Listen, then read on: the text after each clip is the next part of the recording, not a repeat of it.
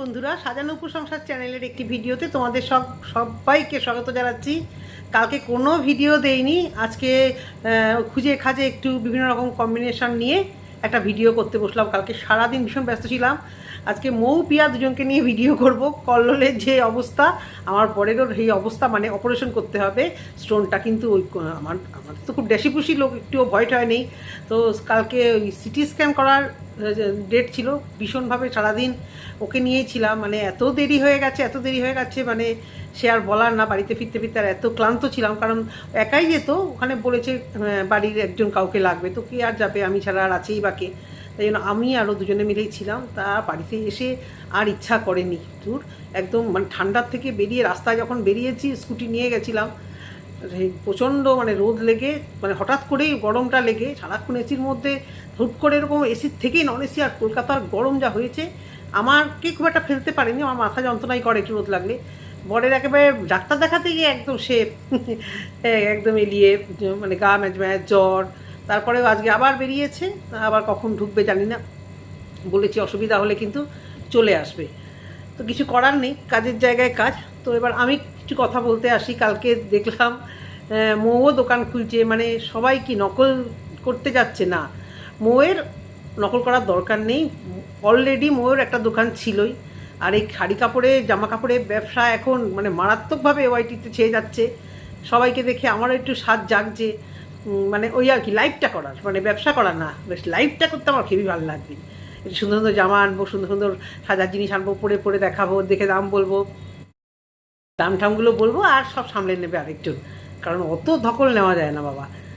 তো যাই হোক, ওদের তো করতেই হবে, ওদের দোকান ছিল এবং ভীষণ অ্যাক্টিভ। তো কল্লোল একটু একটু করে ভালো হচ্ছে, তাও চেয়ার থেকে পড়ে ঠরে গিয়ে সাংঘাতিক অবস্থা, জোর ভয় পেয়ে গেছে। আর গানের কথা বলি, সবাই বলছে কল্লোলকে গান করতে। ভাই, ওই পিয়ারে পিয়ারে গানটা কি নেয়? হ্যাঁ, হাস্যকৌতুক করছো, ওটা কি আসে? না স্কেল, না লিরিক্স, না কিছু, কথা সব ভুলভাল করে দেখলাম। লাইভে গান করছে, তবু চেষ্টা যে করেছে, খুব হাসি খুশি। ওরা না চট করে খুব, মানে দেখি আমি, মানে বিশেষ করে কল্লোল, মৌ তবুও মানে একটু বিরক্ত হয়। কল্লোলের মতো সত্যি ছেলে একটা, সবসময় মুখে হাসি, শুধু একটু ভিতর ডিম, তাই। আর ইয়ে হয় না, মানে চট করে বিরক্ত হয়ে যায় না, খুব না খোঁচালে বিরক্ত প্রকাশ করে না। তো মৌকে দেখলাম বেশ সুন্দর বাজার টাজারও করছে দিব্যির। এই গরমের মধ্যে বাজার করছে, বাজারে গিয়ে ভিডিও করছে, বেশ শিখে গেছে অনেক কিছু। একজন আমাকে বলেছিল মৌ অতটাও স্মার্ট নয়, মৌয়ের কেউ একজন আছে দিদি। দেখো, আমরা তো জানি ওর একজন দিদি আছে, না তাকে নিয়ে আদিক্ষেতা ও কখনোই করেনি, কারণ সে তারা ভিডিওতে খুব একটা আসেও না। আদিক্ষেতা করার মতো দরকারও নেই, ওটা ওর সত্যি কলকাতা শহরে ওর অনেক সাপোর্টিং আছে, যারা সত্যি সত্যি ওকে ভালোবাসে এবং সাপোর্ট করে। তো বাজার টাজার করে কল্লোল কে করছে, এখন শুনলাম যে ওরাও নাকি দোকান ঘর করবে এই কলকাতায়। তার মানে ওরা মোটামুটি পাকাপাকিভাবে থাকবে। দেখো, গ্রামে ওদের আছেটা কি, হ্যাঁ, পৈতৃক বাড়ি আর সমস্ত কিছু।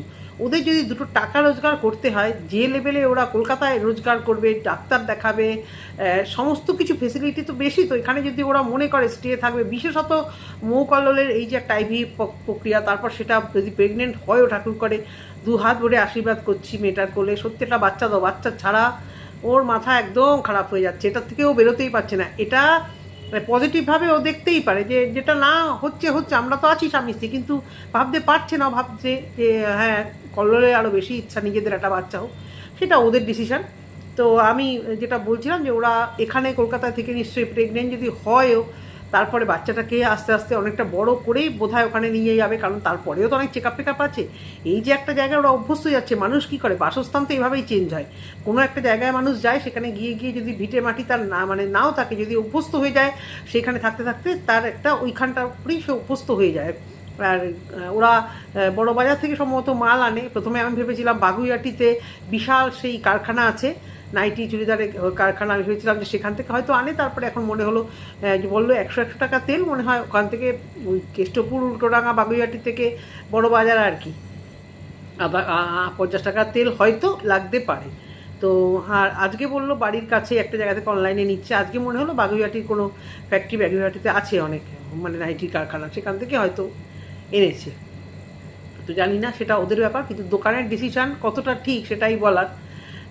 এই মুহূর্তে আমার মনে হয়, জানি না ওদের কতটা ইনকাম, মৌয়ের খরচা, মৌয়ের পেছনে তো এই ট্রিটমেন্টটার জন্য তো প্রচুর খরচা হয়ে যাচ্ছে। তো সেই জায়গা থেকে ওদের অলরেডি বাড়িঘর সমস্ত কিছু আছে, দোকানটা ছেড়ে দিয়েছে, কিন্তু তারপরেও কলকাতায় নতুন করে একটা ফ্ল্যাট সঙ্গে দোকান, একটা দোকান হবেই তো, মোটামুটি হলেও একদম ক্ষুদ্রতি ক্ষুদ্র হলেও 22 থেকে 23 লাখ টাকাই হবে। সেই জায়গা থেকে ওরা যদি কোনো একতলা কোনো ফ্ল্যাট ভাড়া নেয় এবং একটা ট্রেড লাইসেন্স বার করে ওরা যদি ওই বাড়িটাতেই ওরা ওই বাড়ির একতলা বা কোনো বারান্দাতেই যদি ওরা মোটামুটি দোকানের মতো একটা করে নেয় কাবার টাবার দিয়ে, কারণ আমি দেখেছি এরকম করে অনেকে। সল্টলেকের প্রত্যেকটা বাড়িতে ম্যাক্সিমাম বাড়িকে এইভাবে করে রাখা যে ওরা তাদের বাড়িটাকে মোটামুটি একটা ব্যবসার কাজে লাগায়। সে কিছু অফিস ভাড়া বলো বা বুটিক বলো, খাবারের হোটেল বলো, এতে কোনো এইখানটা কলকাতার দিকে খুব একটা অবজেকশন নেই যদি পজিশন ভালো থাকে। তো মৌরা আমার মনে হয় তাহলে ফ্ল্যাটও হলো, ফ্ল্যাটে থাকাও হলো, আর বারান্দাটাকে যদি সেইভাবেই কথাবার্তা বলে ভাড়া একটু বেশি দিয়ে ওইভাবে দোকানটা করে। এই মুহূর্তে আলাদা দোকানে গিয়ে সারাদিনের নামে বসা, মৌয়েরও তো একটা শরীর, হ্যাঁ কল্লোল করবে, কিন্তু দেখেছো তো কল্লোলেরও একটা বিরাট বিপদ হলো, বিপদ কখন বলে চলে আসে তো কেউ বলতে পারে না, কিন্তু আমার মনে হয় ওটা করা ভালো হবে। আমার মনে হয় সেই জন্যই আজকে বললাম ভিডিওতেই, কারণ এখন ব্লগারদের কমেন্ট করা সত্যি কথা খুব মানে ওই যা অবস্থা, ওই যে তেল মারছেন, ওই যে ওর কমেন্ট বক্সে করছেন, যদিও আমাকে এটা কেউ বলতে পারবে না, করলেই করা যায়, তবে ভাবলাম থাক আমি কিছু কথা বলি, আমারও কিছু কথা কন্টেন্ট হয়ে যাবে, তো এই জন্যই বললাম। আর কি মাঝে মাঝে এমন এমন হাস্যকৌতুক করে, নিম বেগুন কারুর রান্না দেখে রান্না করতে হচ্ছে, কোনো দিন খাওনি নিম বেগুন, আশ্চর্য। তোমার শাশুড়ি মা জানি না কতটা কি রান্না, এটা একটা মানে কে না জানে একটা নিম বেগুন, সেটাকেও তোমাকে ইউটিউব দেখে রেসিপি করতে হলো। আর উচ্ছে আর ওই নিম বেগুন একসাথে খায়, ও আজকে উচ্ছে খেয়েছে কি ঝিঙা উচ্ছে, আর এত তিতো কেউ খায় নাকি, এত তিতো খায় আমার তো মনে হয় না। তিতো খাওয়া ভালো, কিন্তু প্রত্যেক দিন যদি তেতোটা খাও এটাও বোধহয় ভালো না। যেখানে তোমাদের সুগার ফুগার নেই, একদিন নিম বেগুন খেয়েছো, উচ্ছেটা তো স্কিপ করা উচিত ছিল, ভুলভাল করো। তারপর কল্লোলকে যত্ন করছে এবং সেটা নিয়ে হাসি ঠাট্টা হচ্ছে, খুব ভালো লাগছে। কিন্তু একটা কথা একটু কানে লাগলো, সোশ্যাল মিডিয়াতে তো এইসব কথাগুলো না বলাই ভালো, যে এরপর আমাকে বাথরুমে নিয়ে গিয়ে নিচে কোমরের নিচ থেকে জল দিয়ে ধুয়ে দেবে, তা তোমার বউ তোমাকে কিভাবে পরিষ্কার করবে, এটা তো করতেই হবে। সবাই জানে যে তোমার পেটের উপরে অপারেশন, তোমার ওয়াশটা তোমাকে নিচ থেকেই করতে হবে, এগুলো বলো না। কারণ কমেন্ট বক্স যদিও আমি তোমার দেখিনি, খারাপ কমেন্ট আসতে পারে, সোশ্যাল মিডিয়াতে প্রচুর ভেবে ভেবে কথা বলতে হয়, সব কিছু হড় করে তো বলতে নেই। তো এই হচ্ছে গিয়ে কথা। আর টেট ব্যাগ টিটেনাস এটা নিয়েও বহুত সংশয়, আর ব্যান্ডেজটাকেও টেট ব্যাগ বলছে, মাথাটা তা গেছে কি যে তোমাদের মানে হাস্যকৌতুকের একটা মানে কাণ্ড। বড় ব্লগার তোমরা, যথেষ্ট সাবস্ক্রাইবার, হ্যাঁ আজকে ন্যাকামো আর এই ভিউজ, ওই তোমার ওই ব্যান্ডের মতো অসুস্থতা থেকে শুরু করে পারিবারিক কেচ্ছা বিক্রি করলে আজকে তুমিও সেই জায়গায় যেতে, তোমার কাছে হয়তো টাকাটার থেকে ভালো কথা তোমার সম্মানটাই আসলে, একদম সত্যি কথা। তোমার মতো সত্যি ভদ্রতা, মৌ এবং কল্লোলের ভদ্রতা দেখে এই যে ছোটোলোকি ব্লগারগুলো সত্যি শেখা উচিত। না আমার করলাম না, ছোটোলোকি ব্লগারগুলো যেগুলো শুধুই ভিউজ চায়, নিজেদের মানে কিছু আর রাখলো না। তো টেট ব্যাগ আর টিটেনাস ওই একই হয়, একই জিনিস, কেউ টেট ব্যাগ বলে কেউ টিটেনাস বলে, আমি অন্তত তাই জানি। কারণ দুদিন আগে মেয়েরও একটা ফোসকা হলো, ফোসকাটা থেকে ওই টালিগঞ্জে গেছিলাম, একটু বেশি হাঁটাহুটি হয়ে গেছে ওর, তখন ওই পায়ে নতুন জুতোর ফোসকাটা পরে বললাম না একটা টিটেনাস একটা নিয়েই যাই। তো তখনই মানে ডাক্তার বললো টেট ব্যাগ একটা দিয়ে দেওয়া হোক, দিয়ে দিল।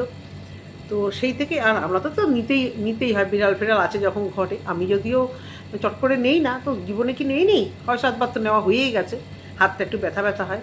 তো এটাই বলার, তোমাদের ভিডিও তোমরা হাস্যকৌতুক করে অনেক কিছু তোমরা বলে দাও, এটাই ভালো লাগে। তবে দোকানের চিন্তাটা মনে হয়, জানি না তোমাদের কত পুঁজি আছে, তোমরা বলো সেটা থেকে শুনি। তবে আমার মনে হয় তোমাদের শাড়ি নাইটির ব্যবসা খুব ভালো হচ্ছে বলেই মৌ কল্লোল পুরোপুরিভাবে বেশ অনেক দিনের নামে কলকাতাতেই থেকে যাচ্ছে, এটা একদম ভালো ডিসিশন।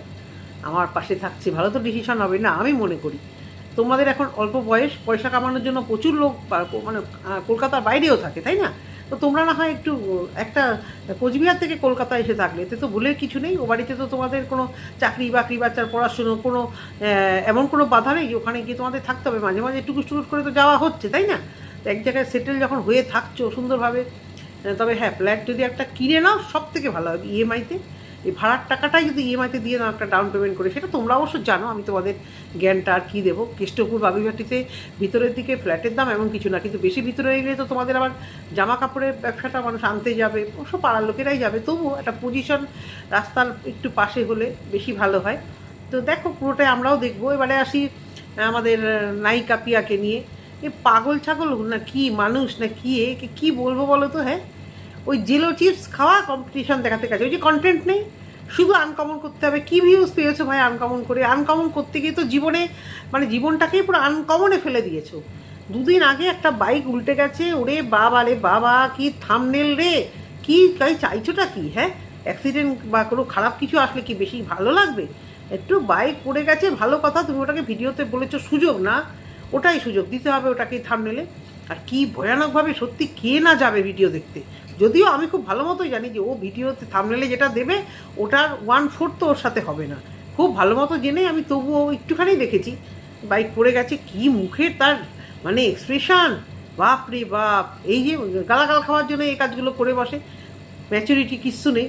একটা ভালো ব্লগার, যথেষ্ট ভালো কন্টেন্ট তৈরি করো, এই সমস্ত খুচকাস নিয়ে এরকম করে হাম করে ফটো দিয়ে বাইক অ্যাক্সিডেন্ট হয়েছে, কি না কি হয়ে যেতে পারতো, আমরা হয়ে যেতে পারতাম, ওই হয়ে যেতে পারতাম, এতটাও মুখ থেকে বলতে নেই, কখন মুখের কথা লেগে যায়। এবার পরের দিন কিছু কন্টেন্ট না করে দিলে কি একটা জেলো চিপস, বাচ্চাটাকে তো মামা বাড়িতে রেখে দিয়ে এসছো, এই গরমে দুপুরবেলা বাচ্চাটাকে আনা হচ্ছে। আমি জানি না কি টাইমিং, কেন সকাল সকাল আনো, গরম যখন কম থাকে, তোমাদের গ্রামে কি গরম নেই? আর সন্ধেবেলা আনো। তোমার মার দুদিন আগেই শুনছিলাম বেশ শরীর খারাপ, তারপর তোমাদের বাড়িতে আগোছালো অবস্থা, ওখানেও মিস্ত্রি লেগেছে, বালি ঠালি এলো বেলো একটা মানে প্রচণ্ড কাজের দাপট। সেখানে সত্যি কথাই তো, তোমার ওই দুষ্টু বাচ্চাকে মা পেছন পেছন দৌড়াবে না কি করবে? তো ও তো বায়না করবেই। এবার বাচ্চাটা অসুস্থ হলে আবার এখানে প্যান আনি কন্টেন্ট করতে পড়বে, আমার বাচ্চা অসুস্থ হলো। তো তোমাদের গ্রামে থাকলে কি হবে, তোমাদের বাচ্চা সত্যি সত্যি অত রাফ অ্যান্ড টাফ নয়। হ্যাঁ, শহরের আমাদের মানে মুখ না লাগে, আমি আমার বাচ্চাগুলোকেই বলছি, আমরা করিও নি কোনো দিন উতুপুতু, যখন যেখানে খুশি নিয়ে গেছি, যেরকম ওয়েদার, সে পাহাড় হোক, জঙ্গল হোক, এ হোক, গ্রাম হোক, গঞ্জ হোক, মাটি হোক, আবার সেরকম যায় বড় 5 স্টার হোটেলও যদি হোক, সব রকম হবে। মুখ না লাগে আমি সেভাবে বলছি না, আমাদেরও বন্ধুবান্ধবদেরও হয় এরকম উতুপুতু করে রাখার ফলে, কিন্তু আমি করি না বলে হয়তো এখনও অবধি রাফ অ্যান্ড টাফ মানে এখনও অবধি আছে।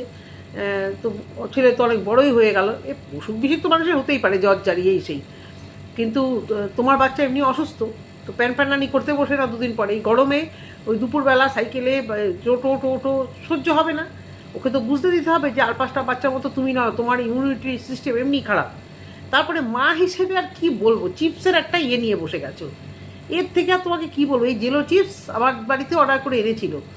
এবার আমি মারাত্মক ঝাল খাই, মারাত্মক মানে এখন ভয়ে একটু কমে গেছে, বয়স হয়েছে, অম্বল হচ্ছে, বা বাড়ির লোকেদের চেঁচানিতে মানে তুমি আলাদা লঙ্কা ডললে খাচ্ছ বা রান্নায় কম ঝাল দাও, এই করতে করতে অনেকটা কমেছে। আগে আলু কাবলি খেলে, আর আমি এখনও ফুচকা খেলে আমার ছেলেমেয়েরা দাঁড়ালে ওরা দৌড়ে গিয়ে কোল্ড ড্রিঙ্কস খায়, একটা যদি ট্রাই করে। আমি ভালোবাসি ঝালটা খেতে, যদিও এখন একটু কমিয়েছি শরীরের জন্য। সেই আমি পর্যন্ত ওই চিপসটা খেয়ে আমারও একটু কষ্ট হচ্ছিল, মানে কি বাজেভাবে যেন পেটের কাজটা জ্বালা করছিল আর কান থেকে আগুন বেরোচ্ছিল। তা এরকম তো রিভিউ আমি খাইনি, আমি ছেলেমেয়েদের বকেছি যে তোরা কেন এনেছিস। কেউ তো ছুঁয়েও দেখতে পারেনি, এক ফোঁটা এরকম আঙুল দিয়ে নিয়ে হয়ে গেছে কাজ, পুরো প্যাকেটটাই ফেলে দিতে হয়েছে। আর আমি ওইটুকু খেয়েছি মানে দেখার জন্য যে সবাই যে অ্যাক্টিং করছে না কি করছে। তো প্রচুর যারা ঝাল খায়, যখন আমার শ্বশুরবাড়ি চট্টগ্রামের লোক যারা আছো এখানে জানো কি প্রচণ্ড তারা ঝাল খায়, যদিও এদের বাড়িতে এসে দেখেছি আমার থেকে এরা কেউ কম, আমার শাশুড়িমা বাদ দিয়ে এত লঙ্কা, বরঞ্চ আমার ননদরা বড়রা আমার থেকে কম ঝাল খায়। যার জীবের টেস্ট এক এক রকম, কিন্তু বুঝতে হবে তুমি কোন সময়ে খাচ্ছ। এইটা কি এক্সপেরিমেন্ট করার সময়? বাচ্চাটা দুধ খাচ্ছে, দুদিন আগে নিজেরও সিজার হয়েছে, বাচ্চাটার প্রবলেম, তোমারও আরও প্রবলেম হতে পারে, লুজ মোশন হতে পারে এই গরমে। কি করে সাহস পাও না কন্টেন্ট তৈরি করার জন্য বসে গেছো স্বামী স্ত্রী মিলে? আর অসম্ভব ভালো অভিনেত্রী, কিন্তু সবাই যেরকম বিশালভাবে রিয়াকশান দিয়েছে, হা হু করে, আমি দেখেছি তো ওই তোমার তো কী যেন মেয়েটি, মুখবাং যে চ্যানেলটির ওই মেয়েটি, ভুলে গেছি আমি, দেখো দুদিন আগে ওকে নিয়ে ভিডিও করলাম, তো ওর ভিডিওগুলো দেখেছি, ও পুরো ভিডিও বন্ধ করে দিয়েছিল, মানে ও প্রচণ্ড এক্সপেরিমেন্ট করে। আর ওই ভিডিওটা করতে ও বলছে মানে বন্ধ করার জন্য বলেও নি, হট করে কাট করে দিয়েছে ভিডিও। তারপরে শুনেছি যে মানে মারাত্মকভাবে বমি করেছে, এই করেছে। আর ওই ঝাল খেয়ে আমরা সবাই জানি কোল্ড ড্রিঙ্কস আইসক্রিম খেয়ে নিই, চিনি খেয়ে নিই, কিন্তু কোনো দিন তাতে কমে না। বিশেষ করে এই কোল্ড ড্রিঙ্কসগুলো খেলে যেন আরও জ্বালা করে। ওই একটু দুধ, একটু ফ্রিজের ঠান্ডা দুধ যদি খাওয়া যায় তাহলে কমে, কিন্তু কে শোনে? ঝাল যখন লাগে তখন কেউ দুধ নিয়ে বসে? কিন্তু তুমি তো একটা আয়োজন করেই তো বসেছো, তুমি এখানে দেখাতে গেছো যে তুমি কতটা স্ট্রেংথ। সেটা এক্সপেরিমেন্ট করার আর কদিন পরে করলে পারতে। কি এক্সপেরিমেন্ট করে কি ভিউজটা কামালে? সবটাতেই বলছি না, তোমার সবটাতে বাড়াবাড়ি, পরিবার মানে ছাড়ি ছাড়ি বিলানো হলো, ভালো ভালো কন্টেন্ট হলো, এই হলো সেই হলো বলে বসে গেলে এইসব চ্যালেঞ্জ করতে। এক্সপেরিমেন্টের জন্য যেরকম পোষ্য আনলে, না দেখি কোনো বাইরের পোষ্যকে খেতে দিতে, না নাম শুনি পোষ্যরা, ভালোবাসা সবই তো একদম মানে ওই খাতার পাতা থেকে একদম শেষ হয়ে গেছে।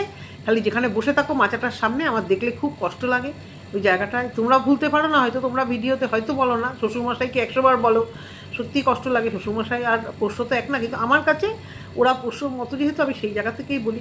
তোমরা যখনই ভিডিওটা দেখাও, এখানে বসে পা ধোলাও, পায়ের তলায় বাচ্চাটার বডিটা পড়ে থাকে, আমার খুব খারাপ লাগে যে বাচ্চাটাকে কি করলে এনে নিজেরা দুটো ভিউজ কামালে, পয়সা কামালে, আর কি বলবো না, ওর মৃত্যু ছিল, ওর হয়তো চলে যাওয়ারই ছিল, কিন্তু সেটাকে দিয়ে তো ভিউজটাও কম কামাও নি। আর আজকে আবার বসে গেলে এই সমস্ত চিপসের এক্সপেরিমেন্ট করতে, বাচ্চারা নেই। আর এই ছোটো বাচ্চাটা রেখে এই জন্যই বলো না, আমার অনেক কাজ, এই যে ফালতুগিরি করো, ফালতু কাজগিরি করো বলে তোমার অনেক কাজ। একটা মা সুন্দর সুষ্ঠ আর 5টা মানুষের মতো ভিডিও দাও না, তোমার তৈরি করলে চলবে না।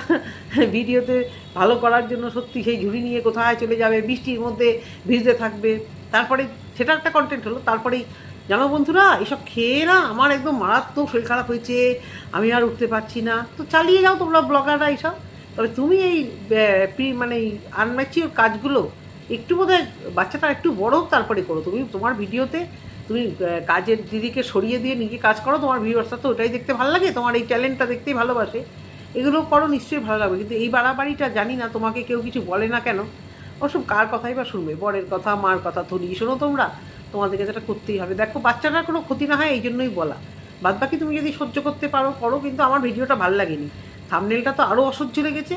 ও কী, ও দুদিন আগে সে কী সেজেছিলে এক, যার জন্য খেয়েছো আচ্ছা করে, আবার আজকে এই থাম্বনেল, এই সমস্ত থাম্বনেল একদম ভালো লাগছে না। তোমার ওই গ্রামের পরিবেশ দিয়ে সুন্দর থাম্বনেল দাও, ওটা দেখতে অনেক ভালো লাগছে, আমার তাই মনে হয়।